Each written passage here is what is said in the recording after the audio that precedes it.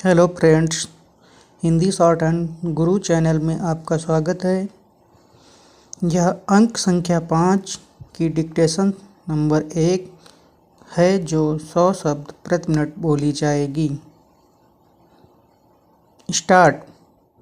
माननीय सभापति महोदय, माननीय मंत्री जी द्वारा श्रम और कल्याण विभाग की जो अनुदान मांगे प्रस्तुत की गई हैं उस पर मैं अपने विचार व्यक्त करना चाहता हूँ। उसमें मैं केवल कल्याण विभाग पर ही अपना अधिक ध्यान दूंगा, खासकर उस आदिवासी उपयोजना क्षेत्र में जहाँ पर काफ़ी कल्याण योजनाएं चलाई जा रही हैं। उन योजनाओं में जैसा कि माननीय मंत्री जी ने बताया, अब तक आदिवासी योजनाओं में लगभग 16,000 करोड़ रुपए खर्च किए गए हैं। यदि उस खर्च के अनुसार देखा जाए तो उसका कोई संतोषजनक परिणाम नहीं दिखता है। यह सही है कि जो योजनाएं जिन समाज के लोगों के विकास के लिए बनाई गई हैं उस योजना को पूरी तरह से समझने के लिए, पूरी तरह से जानने के लिए उनमें शिक्षा की कमी थी।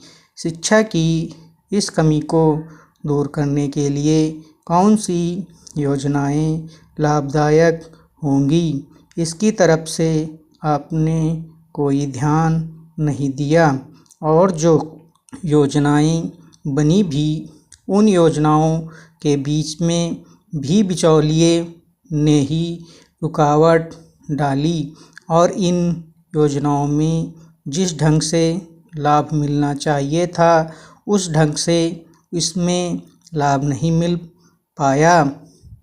आज सबसे ज़रूरी बात यह है कि शिक्षा को हम अधिक से अधिक कारगर सिद्ध करें और यदि शिक्षा को आगे बढ़ाया जाएगा तभी ये योजनाएं या स्कीमें आगे बढ़ेंगी और लोगों के लिए लाभप्रद सिद्ध होंगी।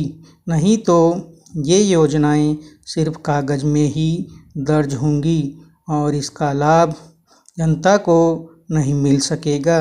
इसमें करोड़ों करोड़ रुपया खर्च होगा लेकिन वह क्षेत्र वैसे का वैसा ही रहेगा जैसा कि आज है। इसलिए यह ज़रूरी है कि शिक्षा के ऊपर भी विशेष रूप से ध्यान दिया जाए।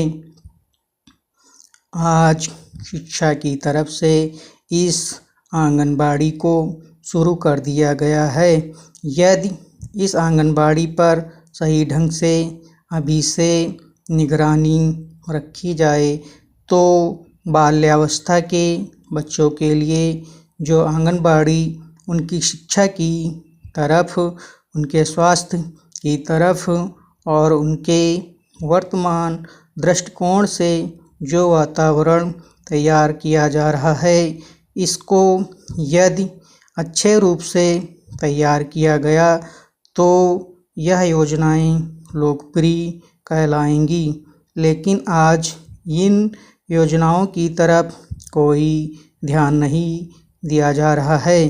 शासन में जो योजनाएं चल भी रही हैं उससे जो संबंधित अधिकारी और अन्य लोग हैं वे भी इन योजनाओं को सही ढंग से नहीं चला रहे हैं।